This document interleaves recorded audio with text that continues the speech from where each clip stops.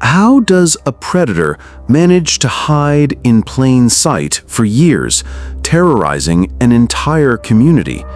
The East Area Rapist, later known as the Golden State Killer, did just that, attacking 51 women in the Sacramento area without leaving a trace. How could someone so elusive commit such horrific crimes across multiple counties without being caught? The chilling story of the East Area Rapist reveals not just the darkness lurking in seemingly quiet neighborhoods, but the disturbing reality of how a monster can evade justice for decades. As we delve into this video, don't forget to like this video, share your thoughts on the comment section, and subscribe to Murders Files for deep dive into true crime cases. Joseph James DeAngelo, born on November 8, 1945 in Bath, New York, would one day become infamous as the Golden State Killer.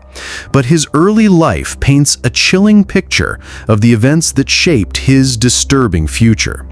DeAngelo's parents, Joseph Sr. and Kathleen K. Louise DeGroat, were stationed at a U.S. Air Force base in West Germany during Joseph's formative years. It was here, at the age of 4, that DeAngelo's life would be forever marked by a traumatic event, a brutal and violent incident that would later be cited as one of the defining moments in his psyche. According to later accounts from his family, DeAngelo witnessed the rape of his older sister, Connie, by 2 airmen. This horrifying scene, witnessed at such a young age, would have an indelible impact on DeAngelo's perception of power, control, and violence.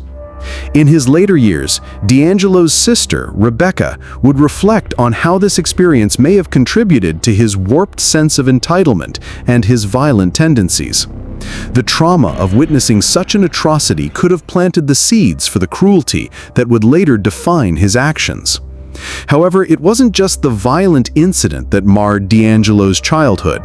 His relationship with his father, Joseph Sr., was reportedly abusive. This environment of neglect and mistreatment fostered resentment and anger, making DeAngelo susceptible to violent outbursts and a distorted worldview. His father's severe discipline and control over him seemed to play a role in shaping the man who would later stalk, torment, and murder innocent victims. Despite these early traumas, DeAngelo's childhood appeared relatively normal on the surface. The family relocated back to the United States, where DeAngelo attended Mills Junior High School in Rancho Cordova, California. By all outward appearances, he blended into society, and there was little to suggest the dark path he would eventually follow. However, his behavioral issues began to surface during his teenage years. He displayed troubling tendencies, including an obsession with petty crimes such as burglary and theft. As a teenager, DeAngelo was known to commit minor crimes like stealing mail and torturing small animals. These early signs of deviance would become much more pronounced in the years to come, but at the time, they were dismissed as typical adolescent rebellion. DeAngelo's high school years saw a further unraveling of his emotional and psychological state. He attended Folsom High School, where he played on the junior varsity baseball team, but his academic and social life were marked by an increasing distance from his peers. Though he graduated with a GED in 1964, his interactions with others were always strained. It was during this period that DeAngelo's darker inclinations began to take hold. As he grappled with feelings of inadequacy and anger, he internalized his frustrations, leading to a growing resentment toward authority and society as a whole. DeAngelo's decision to join the United States Navy in September 1964 marked a significant turning point. He served for 2 years as a damage controlman on the USS Canberra and the USS Piedmont during the Vietnam War. This period of military service provided him with valuable skills in maintaining control in high-pressure situations, which would later serve him in his criminal endeavors. In May 1973, he was hired as a police officer in Exeter, California, and later transferred to Auburn, where he worked as a police officer until 1979. During his time as a law enforcement officer, D'Angelo committed a series of increasingly disturbing acts. These included petty crimes, violent outbursts, and incidents of stalker-like behavior. Yet despite his deepening descent into darkness, he managed to maintain the outward appearance of a regular, hard-working man. However, his professional life would soon unravel. In 1979, D'Angelo was arrested for shoplifting a hammer and dog repellent from a local store. This seemingly minor offense would serve as the catalyst for his termination from the police force. As he was fired from his position in the Auburn Police Department, D'Angelo's behavior took a more sinister turn. Reports from his colleagues and superiors described him as having an increasingly erratic and dangerous demeanor.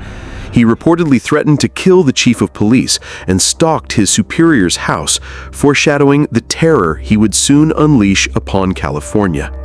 By the mid-1970s, Joseph D'Angelo's criminal tendencies had taken a dark and violent turn. No longer satisfied with petty thefts and ransacking homes, his first recorded violent act as the East Area Rapist began in the summer of 1976, when he shifted his focus from burglary to sexual assault, terrorizing women in the Sacramento area. At first, his modus operandi remained similar to his earlier burglary spree. He targeted quiet, middle-class neighborhoods, typically during the night. But instead of merely stealing from his victims, D'Angelo began breaking into homes, tying up women, and subjecting them to unimaginable brutality. His attacks were calculated and cold, involving a precise and terrifying pattern. D'Angelo's victims were often alone in their homes, which he would sometimes stalk for days. He would listen for signs of vulnerability, learning the routines of his targets. Once inside, he would blindfold, gag, and tie up his victims with shoelaces or other items found around the home.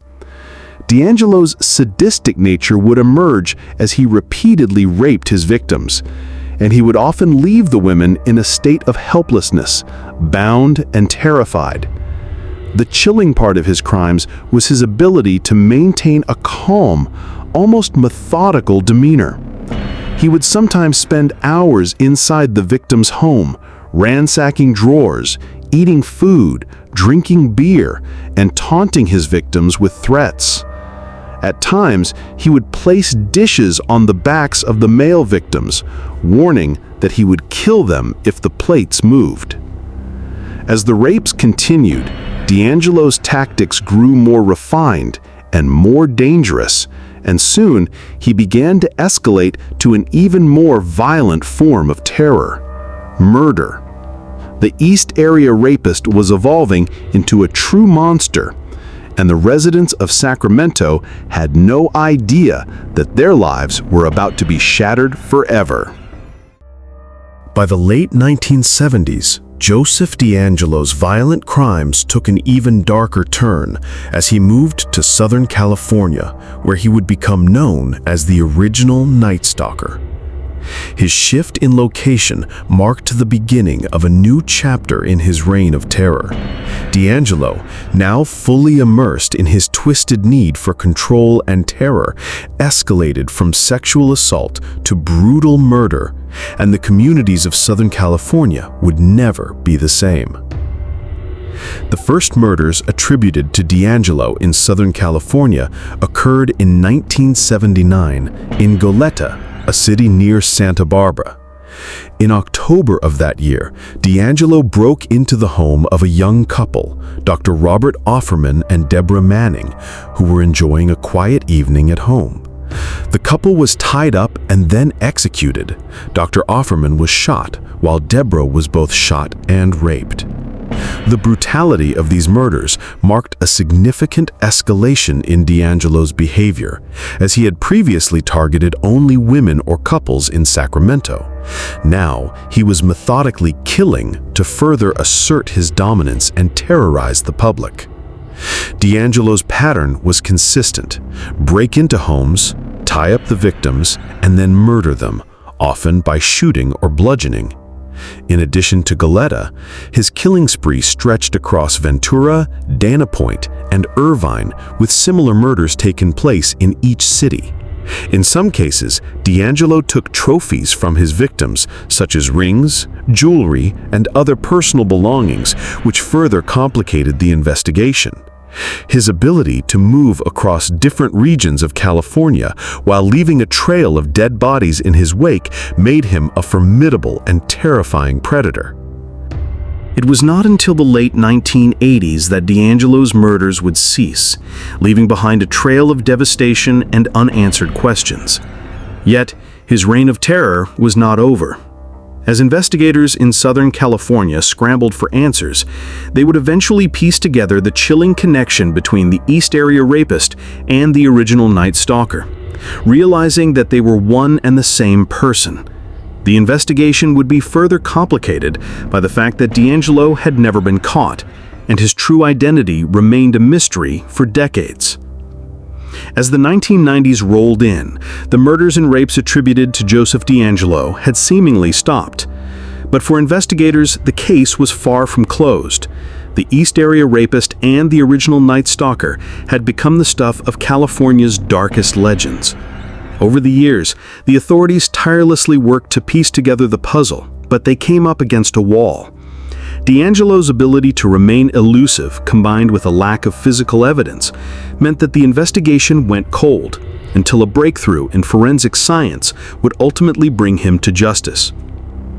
In 2001, a key piece of the puzzle fell into place when DNA evidence revealed that the East Area Rapist and the original Night Stalker were, in fact, the same person. Investigators had already suspected this, but DNA testing provided the confirmation they desperately needed.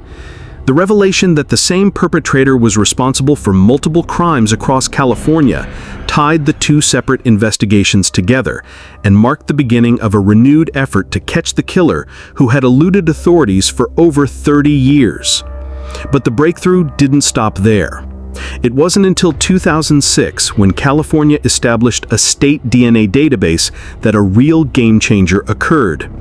The database allowed investigators to link DNA evidence from the rape cases to a growing pool of convicted felons' genetic profiles. For years, many cases were left unsolved because the law didn't allow authorities to match DNA from crime scenes with people who hadn't been convicted of a crime. But in 2006, the DNA database expanded to include all convicted felons. This meant that any new felon arrested for a crime would have their DNA placed in the database, potentially allowing authorities to make connections to older, unsolved cases. Despite this breakthrough, D'Angelo's identity remained elusive. That was until 2018, when investigators took a bold, unprecedented step. They turned to forensic genetic genealogy, a method that had been used to solve several cold cases, but never in such a high-profile case. Using this technique, law enforcement uploaded the DNA from D'Angelo's past crimes to an online genealogy database called GED Match, where users voluntarily upload their DNA for genetic testing. Within hours, a match was found. What followed was a series of painstaking steps. Investigators traced the DNA match to distant relatives of D'Angelo. With this genetic evidence, they slowly narrowed down the possible suspects until they arrived at Joseph James D'Angelo. His family tree provided the critical clue. D'Angelo was a police officer who had worked in the small towns of Exeter and Auburn, and his background gave him an intimate knowledge of law enforcement procedures. As a result, he had successfully evaded capture for decades. On April 24, 2018, after more than 4 decades of evading justice, D'Angelo was arrested. At the time of his arrest, he was a 72-year-old man living in a quiet neighborhood in Citrus Heights, California, far removed from his violent past. Authorities took him into custody after linking his DNA to the crimes, and they confirmed their suspicions through a thorough investigation. D'Angelo was charged with 8 counts of first-degree murder based on the DNA evidence that had connected him to multiple victims. For the first time, the world was confronted with the man behind the terror that had haunted California for so many years. D'Angelo's arrest was met with a mixture of relief and disbelief. The public finally had a name to put with the years of unspeakable crimes. The trial was a complex and emotional journey for everyone involved. On June 29, 2020, D'Angelo pleaded guilty to 13 counts of first-degree murder and 13 counts of kidnapping as part of a plea agreement. The plea spared him from the death penalty, but ensured that he would spend the rest of his life behind bars. The families of the victims, as well as the survivors, had mixed feelings about the plea deal. While many were relieved that they would not have to endure the emotional turmoil of a lengthy trial, others struggled with the fact that D'Angelo was not being held accountable for all of his crimes, particularly the rapes he had committed in the 1970s. Under California law, the statute of limitations on pre-2017 rape cases meant that D'Angelo could not be charged for the rapes he had committed in the 1970s. For the victims and their families, the trial was not only about justice, but about reclaiming their narratives. Many of the survivors of D'Angelo's brutal attacks had spent years in silence, haunted by the memories of their assaults. The trial gave them a chance to speak out, to confront the man who had destroyed their sense of safety and peace. For D'Angelo, the trial was a chance to face the consequences of his actions. But despite his guilty plea, he remained largely silent during the proceedings, showing little to no emotion.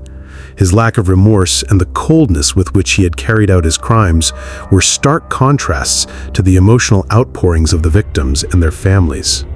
The public and the court were left to wonder, what had driven him to commit such horrors, and why had he continued his reign of terror for so long without any apparent remorse? On August 21, 2020, Joseph James D'Angelo was sentenced to life imprisonment without the possibility of parole. His sentencing was a moment of bittersweet closure for many, but it did not undo the decades of suffering that his victims had endured. Survivors and family members expressed both relief and anger at the sentence. While the verdict ensured that D'Angelo would never harm anyone again, it also brought with it the reminder that justice could never fully heal the wounds he had caused. The emotional toll of D'Angelo's crimes reverberated far beyond the courtroom. It affected communities, law enforcement officials, and anyone who had been touched by his reign of terror. The Golden State Killer case became a symbol of both the resilience of the victims and the power of forensic science. The DNA breakthrough that led to his identification and arrest was a monumental moment in criminal justice history, showcasing the incredible potential of modern forensic tools to solve cold cases.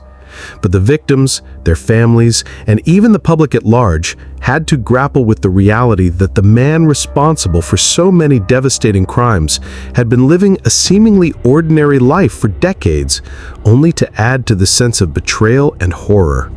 It raised uncomfortable questions about the flaws in the system that allowed him to evade capture for so long.